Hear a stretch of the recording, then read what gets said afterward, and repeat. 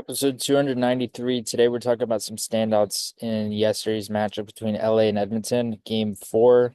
And we saw Edmonton, they tied up the series once again, and they managed to come back. They were down and came back late in the game and scored a tying goal from Evan Bouchard.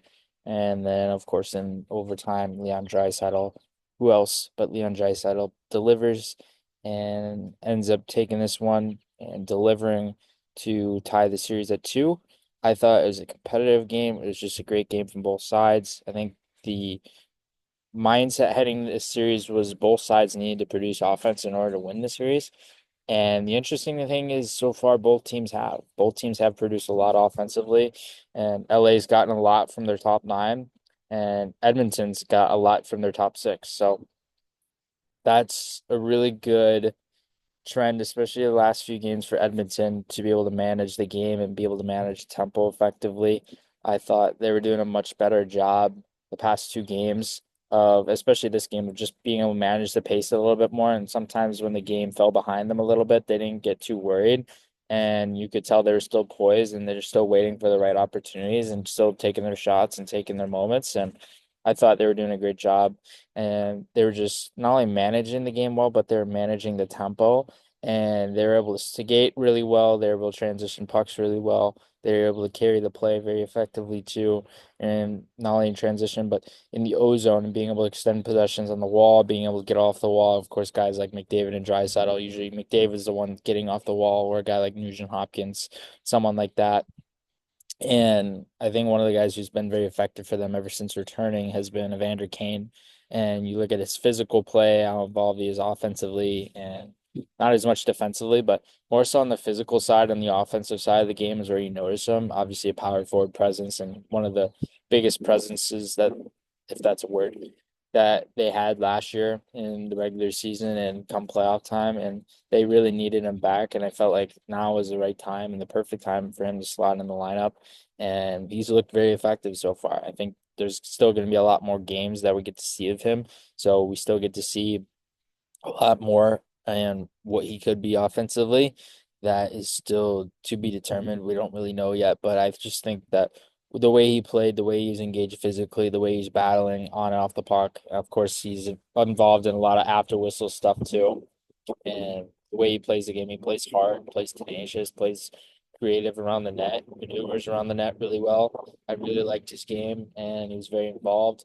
And outside the guys like McDavid and Draisaitl, I think those are the obvious ones we could talk about all the time. And Evan Bouchard had two goals and nine shots. He was just creating a lot of volume, very active in the O zone, very active maneuvering the zone, and very active maneuvering in transition. And that's one of his best elements is his ability to walk the line and be able to maneuver across the offense at blue and be able to create offensive chances there. And he's one of the better players on this team at being able to do that as a defenseman. So he plays a really good shooting game, obviously, and he's got a bomb of a shot.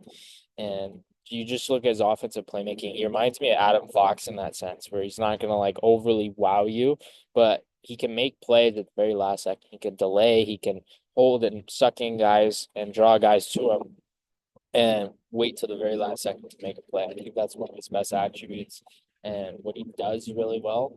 And he does it so regularly too. So that's something that's really intriguing from him. I really like watching him in that sense too. Just brings an overall really tactically advanced game. And Evan Bouchard's obviously turned into more of a number one, I would say, on this team. And certainly has been very productive all across the board. He's been productive in the postseason in the past too. And I think we're going to see him just continue to evolve as a postseason player over the course of time.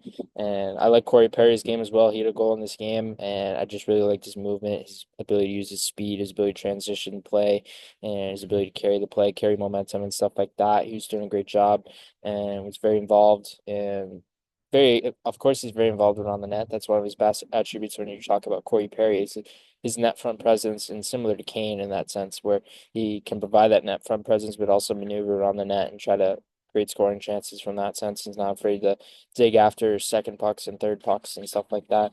And just plays a very hard game, a very tenacious game, very active all across the board offensively, and was creating some shot volume for them.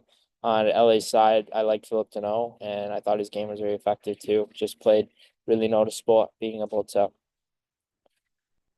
play up ice and not necessarily the fastest skater in terms of straight line speed or anything like that. But I think one of his best attributes is obviously shutdown play, his ability to draw guys to him there, and ability to maintain coverage, maintain goal side positioning, be available. And in terms of his face-offs, obviously elite at coming over the top on the draw and being able to negate guys' sticks and stuff like that.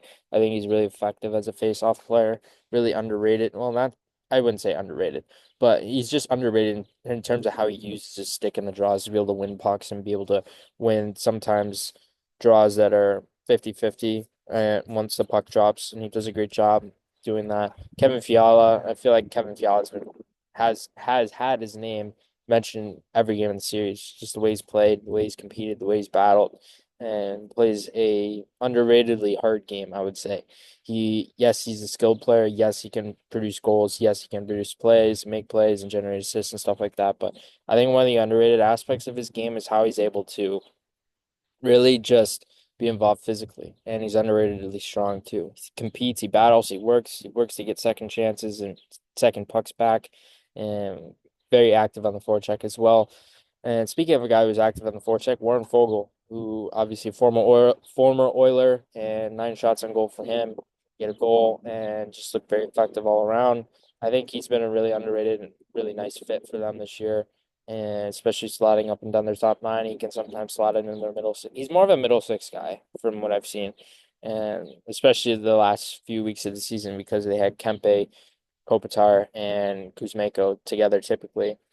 And I think Warren Fogle was a really nice fit in that middle six who can provide some offense, chip in offensively, chip in defensively, chip in on the PK, power play if need be, and just be reliable in many different situations. Does a great job of that. It's really impressed with how he was able to play throughout this game against his former team.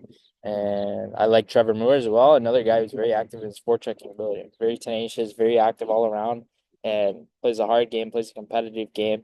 He is really good at being able to make plays around the net as well. I feel like we've touched on a lot of guys who can do that throughout the series, but just a guy who is very involved offensively and has been a really nice fit inside their middle six as well for LA the past few seasons. So he's been a guy that's been very reliable, very active, and obviously you want a guy like him in your lineup on a nightly basis, given that he's the type of player that you want to have in postseason games regularly.